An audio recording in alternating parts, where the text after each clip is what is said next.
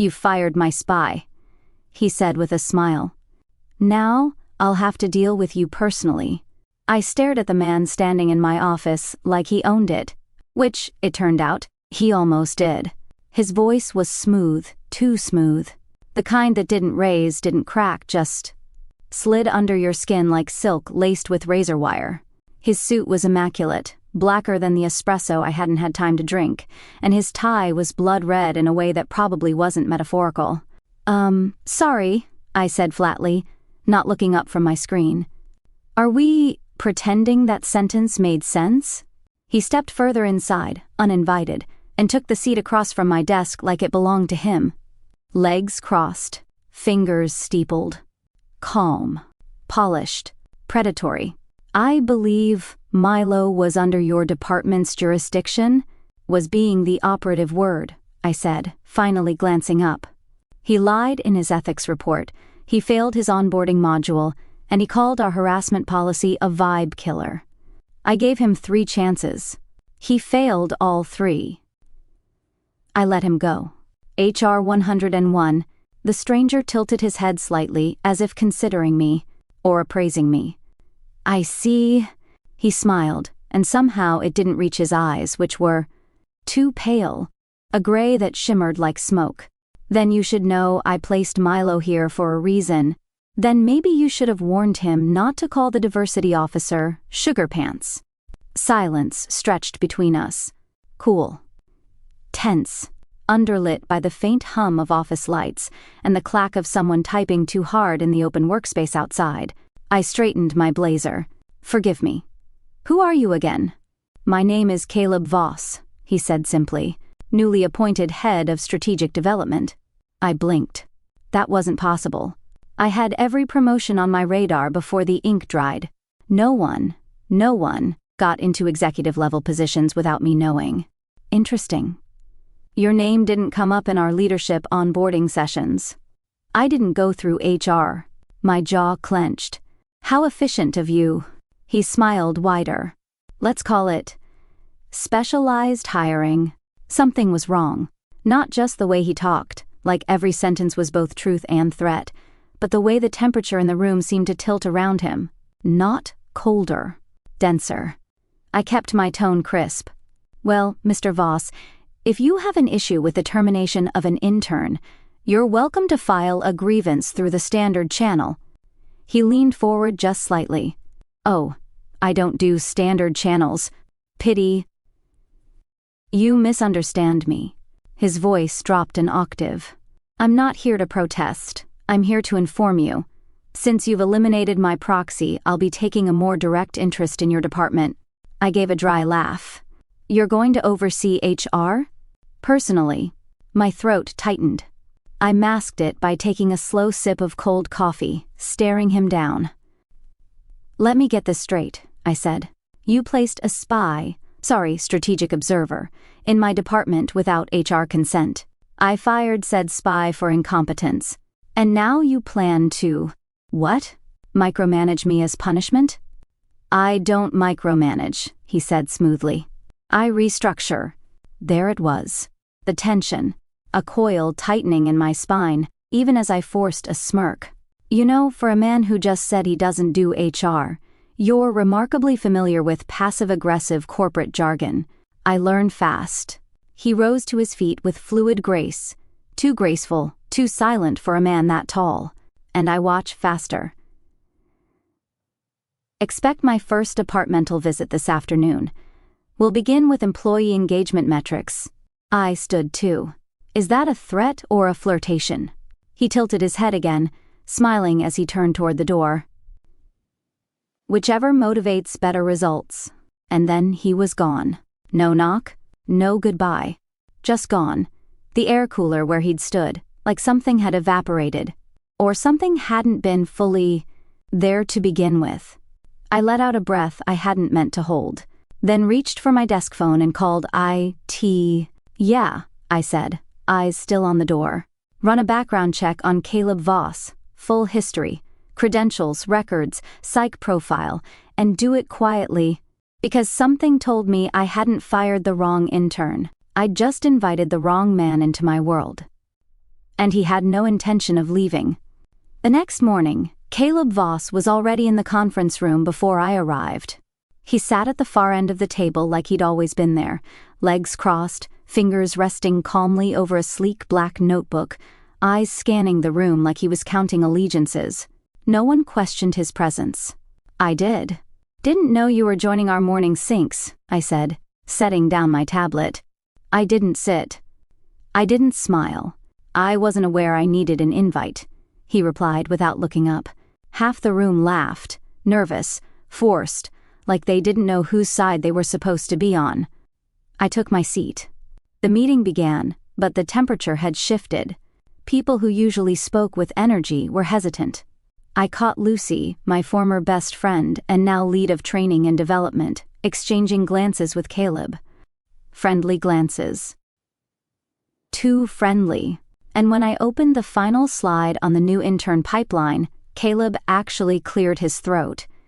The universal power move for "I'm about to interrupt you." "Before we finalize those assignments," he said smoothly, "I'd like to review the placement for the executive admin rotation.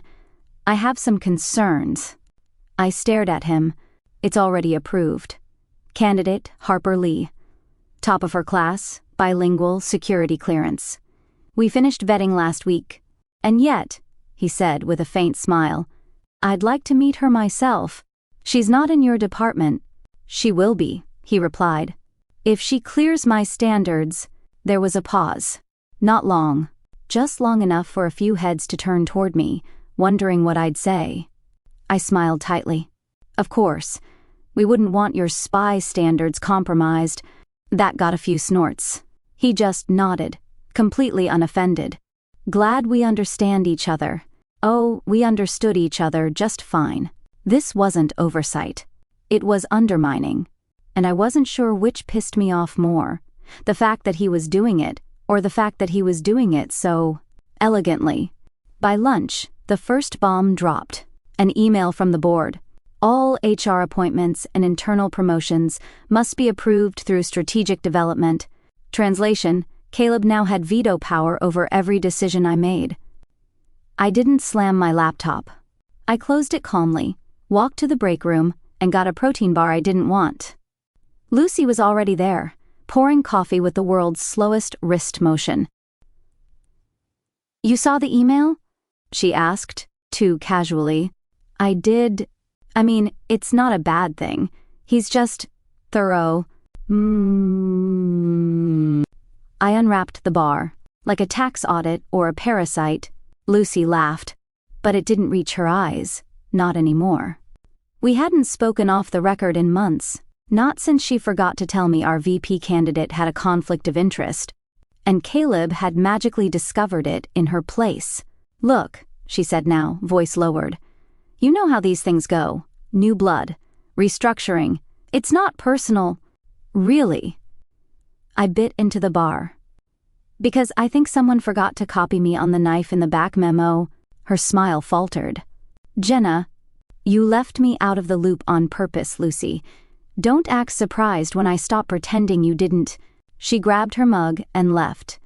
I didn't watch her go. The protein bar tasted like ash. By 3 p.m., I got a calendar invite. Subject: tea. Location: 55th floor, strategic office. Mr. Voss, no time. No agenda. Just tea. I considered declining. Then I considered keying his car, assuming he had one. Instead, I climbed to the 55th floor, the one with the private access elevators, and entered a world that looked nothing like the rest of the building. His office was sleek, minimal. Black marble desk, floor-to-ceiling windows overlooking the city like a god watching his territory. A faint smell of sandalwood and something darker, something ancient, lingered in the air. And heat. The room was just a few degrees too warm, like it didn't need approval from central air. Caleb was already pouring tea into 2 matte black cups when I walked in. "No assistant. No guards. Ms. Rowe," he greeted. Punctual. "I like that. You've got 5 minutes." He gestured for me to sit across from him at a low table near the window. I stayed standing. He raised an eyebrow but didn't comment. I thought we might talk off record, he said. Off record is how interns get fired. Which, of course, you know firsthand. He smiled slightly. Tell me, Ms. Rowe, do you always make decisions this swiftly, or just when you're angry? I sat. Depends on the quality of the offense. Harper Lee? She's better qualified than half our senior analysts. You'll see that in her file. I already did. My jaw tightened. Then what's this meeting for? He leaned forward, resting his elbows on his knees. You're a fascinating anomaly. Excuse me? You're brilliant, controlled, razor precise, and yet, his eyes searched mine. You act like someone who's constantly ready to burn the place down. That's called leadership. No, he said softly. That's called fear of losing it. Silence. And then, he pushed the tea toward me, not threatening, not charming, just steady. I didn't take it. I know what you're doing, I said. I hope so. I'm not being subtle. You're undermining me. You're pulling my staff, overriding my approvals, humiliating me in my own meetings. Correction, I'm testing your limits. Oh, good, I snapped. And what happens when I pass? His smile deepened. Then I'll find new ones. I stood. This tea party is over, of course. He rose with me. You'll find the files on your desk by the time you return. I turned to leave, then paused at the door. Do you flirt with everyone you destroy? There was the briefest pause. Then he said, only the ones who look so stunning when they're furious. I didn't look back, but I didn't close the door quietly either. The invitation said, business formal. The event screamed political bloodbath in glitter. The annual corporate gala was supposed to be a celebration. Wine, laughter, handshakes that smelled like money.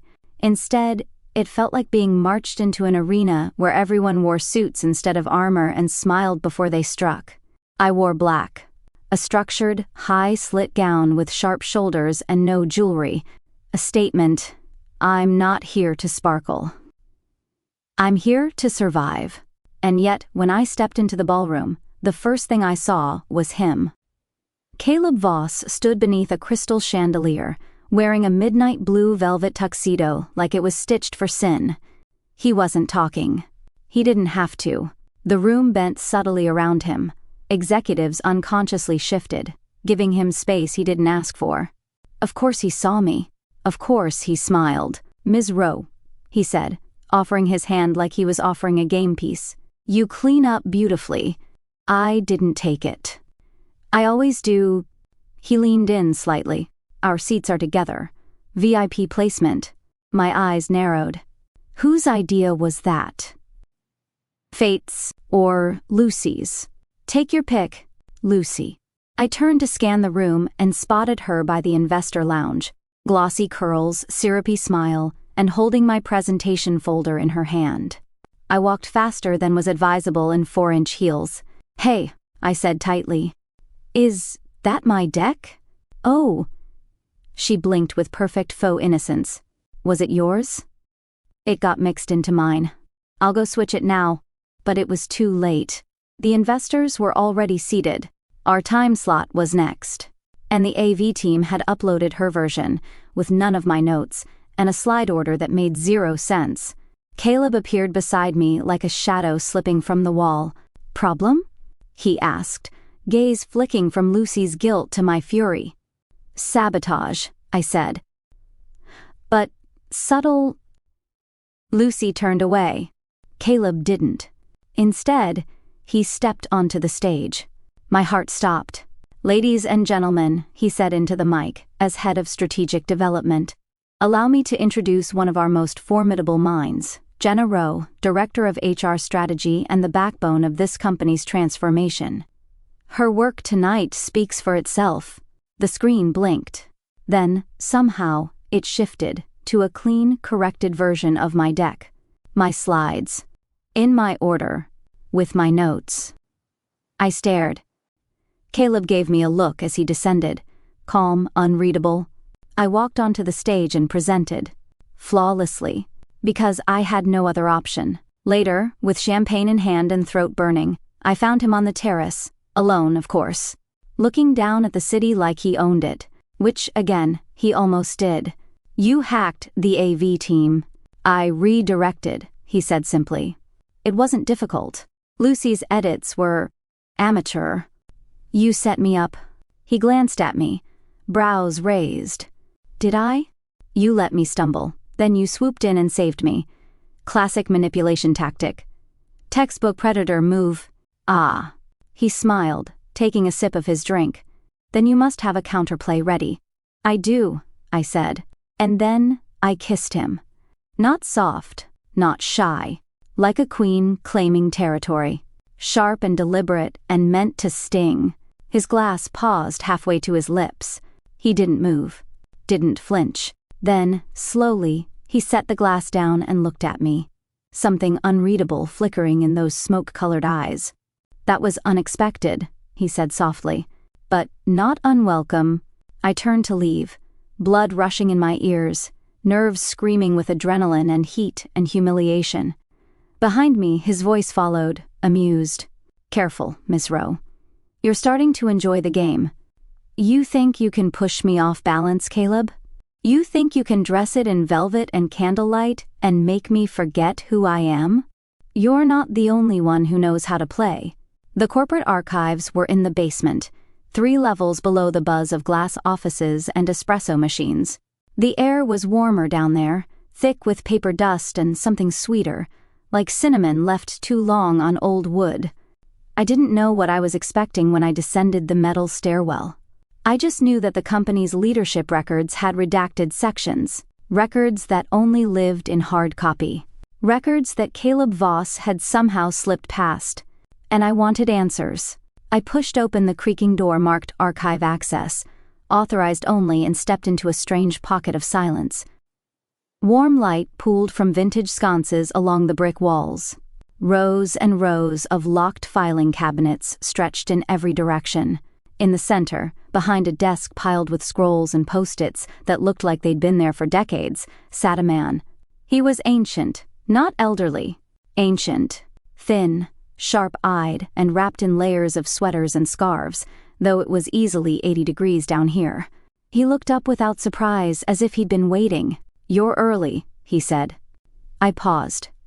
Excuse me? He pointed at the wall.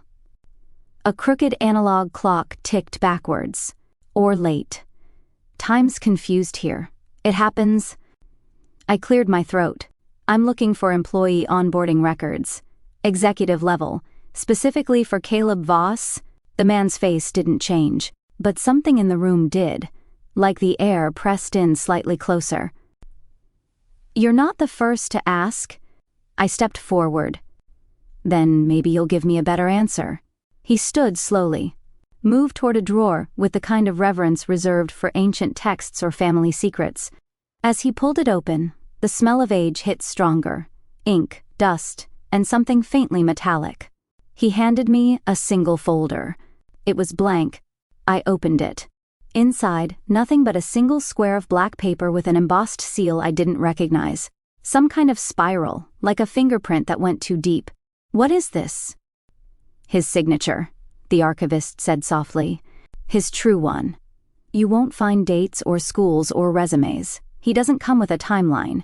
He arrives when the system starts to rot, or when it gets too clean. I looked up, chills rising despite the warmth. Who are you?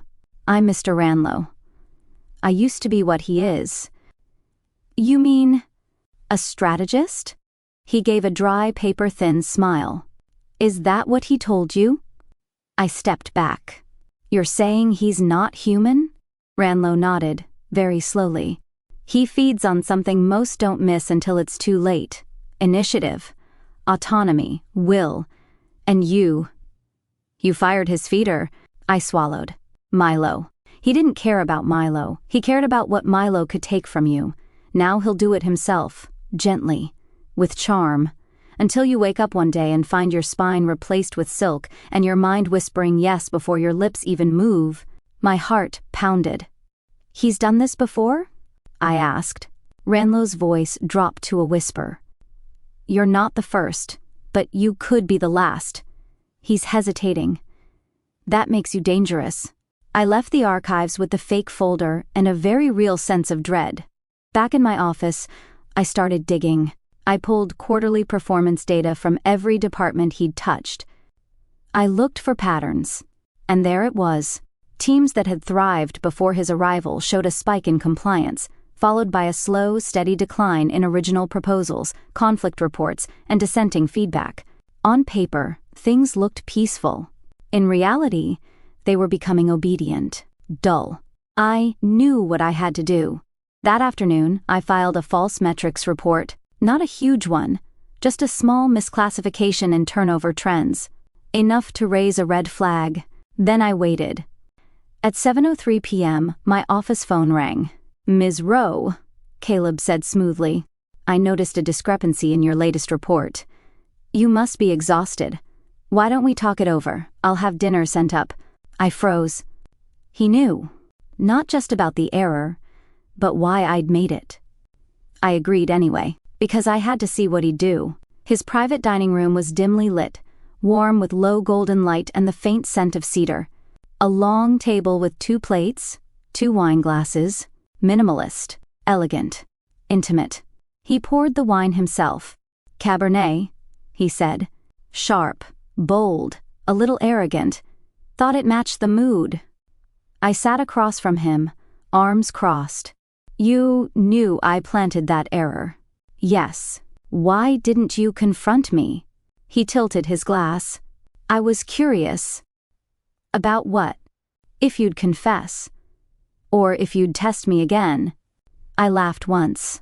Sharp. So this is what, a game of chicken? Not quite. He sipped. More like chess. But you're not the queen, Jenna. I stiffened. You're the board. Silence. Meaning? I asked. Meaning, he said softly. Every piece moves because of you. You dictate the limits, the pattern, the very rules of the game. And yet, no one ever sees the board as the one in control. My skin prickled. You sound impressed. I am. You sound reluctant. He didn't answer right away. Then, I don't want to break you. That stopped me. I came here to strip your will. Slowly, strategically. That's how we thrive. But you... He paused. You reflect it back. Every time I push, you sharpen. That's rare. I stared at him. Is this supposed to make me feel flattered or frightened? He smiled. Both. I pushed back my chair. You don't get to seduce and study me at the same time. And yet, he said, rising with me, you keep showing up. I walked out without looking back, but in my chest, something buzzed. A thread between fear and fascination, a dangerous hum that sounded an awful lot like... If he's the demon, I thought, why does it feel like he's circling me like prey? And why do I want to let him? The summons came in the form of a handwritten note. Come to the rooftop. No guards, no games. See. It wasn't his usual style. Too human. Too vulnerable. That's what made it dangerous. I went anyway. The rooftop was empty, slick with mist and the chill of a city refusing to sleep. The skyline glimmered behind Caleb's silhouette, tall, still, wrapped in a black coat that fluttered in the wind like something with a mind of its own. He didn't turn when I approached. You brought me up here to push me off? I asked lightly. He exhaled a laugh. Tempting. But no. I stopped beside him, keeping just enough distance to pretend I wasn't affected by the way the night bent subtly around him, like the dark obeyed his gravity. So? I crossed my arms. What's tonight's manipulation? Another chess metaphor? Another test? No. He turned. His face was calm, but the storm behind his eyes wasn't masked anymore. For the first time since I'd met him, Caleb Voss looked tired. I brought you here, he said quietly, because it's time I told you the truth. A beat passed, then another. I'm listening, I said, not trusting my voice to do anything more. He took a slow breath. I don't manage strategies, I manage people, their momentum, their resistance, their will. He looked at me now, and the wind stilled like it was listening too. I feed on it, Jenna. Not like a vampire. I don't need blood. I need control, the absence of it in others. That's what we are. That's what I am. I didn't move. I came here to consume this company, break down its strongest pieces, strip them of fire until they were obedient, hollow versions of who they used to be. And I started with you. I blinked. Charming, but it didn't work, he said. Because you didn't bend. You challenged me, mocked me, outplayed me. He stepped closer. I wanted to make you a pawn, he said. But you turned out to be the board. I stared at him. That same hum from the archive, the electric awareness that I was standing on the edge of something irreversible, returned like a fever. And now? I asked. Do you still want to take my will?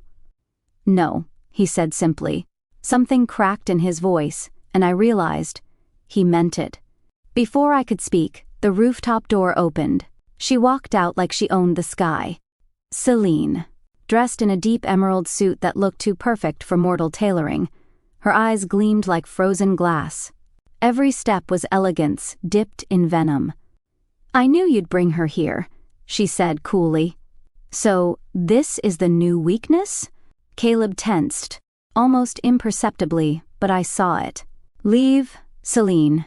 Oh, I intend to, she said, after I remind you who you are. She turned her gaze to me. You have no idea what you're doing, do you? You think he's dangerous because he plays mind games and ruins reports. Cute. He used to rewrite entire empires, with a whisper, with a look. And now? She gestured between us. He's standing here in the rain like some moonstruck poet, because you won't break. I'm not a threat to him, I said evenly. No, she said. You're a mirror. And that's worse. Celine, Caleb said, his voice low. Enough. She stepped forward. You think this ends with you choosing her over what you are? You think they'll let you keep power and sentiment? I don't care. Silence. She stared at him, and in that stare was centuries of something I couldn't name. Loyalty, jealousy, grief. Then she vanished. Not walked, not turned. Simply gone. As if the night had swallowed her. I shivered. Caleb finally looked at me again. I didn't bring you up here to scare you. You didn't, I said. She did. He hesitated. Then, she was right about one thing. I am not what I was. He stepped closer, and this time I didn't move away. I don't want to strip your fire, Jenna. I want to stand in it. I couldn't breathe. Then, why ask me to come up here? I whispered. His expression softened, the faintest fracture in his usual control. To give you a choice. He held out his hand. I can walk away, tonight, leave your department, leave you, you'll be safe, free, whole. Or, I stay, on your terms, knowing I might still be dangerous, but also knowing I've never been more human than when I'm with you. Silence stretched between us. The city buzzed below. The mist swirled, and all I could think was, he could destroy me, in every possible way, tear down every defense I've built, and I still want him to stay. So I didn't take his hand. I stepped forward and rested my palm on his chest, over the slow, steady beat of something that wasn't supposed to exist in demons. Then, stay, I said. But understand this. His eyes locked on mine. If you ever try to take from me again, I won't. I'll burn you down to ash. He smiled, and for once it wasn't amused or cruel. It was real. Good, he whispered. I was hoping you'd say that. It took me a week to come back. 7 days of silence. No texts. No emails. No rooftop summons. Just me. Rebuilding. And on the 8th day, I walked into the office, not as HR director, not as a subordinate, but as something else entirely. Strategic partner, my own terms, my own contracts, and a full, glorious veto over everything Caleb touched. The receptionist blinked when she saw me. "You're back?" "Not back," I said, adjusting the sleeve of my blazer. "Upgraded?" I walked through the glass doors of my old department like a CEO reclaiming her crown. Most people looked stunned. A few clapped. One spilled coffee. I found Lucy at the copier, avoiding eye contact like it might burn. "Lucy?" I said, calm. She turned slowly. "Jenna. I didn't expect—" "Don't flatter yourself." Her mouth opened, closed, then opened again. "I came to say, I'm sorry," she said. "Really, I got scared. Things were changing, and I didn't know where I fit anymore. I made stupid choices. And I miss being your friend." I studied her. She looked tired. Smaller. "Here's the thing, Lucy," I said gently. "You didn't make a mistake. You made a choice. Over and over. Every whisper, every omission. You chose to stand beside the fire when I was in it." "I know," she whispered. I nodded once. "Then let's not rewrite history." She blinked fast and nodded, stepping back. I walked away without anger, without triumph, just peace. An hour later, I sent Caleb a formal email with the subject line, "Welcome to HR. Your internship begins Monday." He replied within a minute, "Will I have to attend the team-building trust fall?" "Absolutely," I wrote back. "And lead it." We met later that day in the strategy wing, now also my wing. It felt oddly balanced, standing across from him in the space he once ruled alone. "You're assigning me to HR?" he asked, mock offended. I smiled sweetly. "You said you wanted to understand my world." "I meant metaphorically. I don't believe in metaphorical revenge." He grinned. "So, this is punishment?" "This is perspective." I crossed my arms. "Besides, I think a demon should learn how to process time-off requests." He stepped closer, voice low. "Careful. You're starting to sound like you enjoy having power over me." "I do," I said brightly. "But only because you enjoy giving it up." His eyes sparkled. "Only to you." That afternoon, as I rode the elevator to a stakeholder briefing, the doors slid open unexpectedly on floor B3. Mr. Ranlow stepped in, humming to himself and carrying what looked like an ancient tea kettle. "Heading up?" he asked, not looking at the buttons. "I think I already did," I said. He chuckled. "You know, sometimes demons forget humans have souls." He pressed no buttons. The elevator moved anyway. "But the real problem," he added, sipping from a thermos he hadn't held 5 seconds ago, "is when demons forget they once had one too."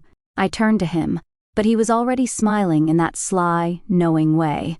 "Enjoy the view, Ms. Rowe. Just don't lose your spine. Or your sense of humor."